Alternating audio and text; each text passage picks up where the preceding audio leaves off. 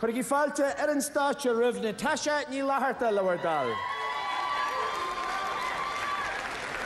Is as cilchéaran a gondaid na gaillimhe Natasha tá sí sa 5 bliain a scoil phobal Victoria deir sí lom gúil sí ag damhsa ó rugadh agus dólam sí a chud stepannaí ó gine des nó léachtar smó a bhí an na riamh a seanáthair a deadó sémas de bhainaí. Maithú Natasha.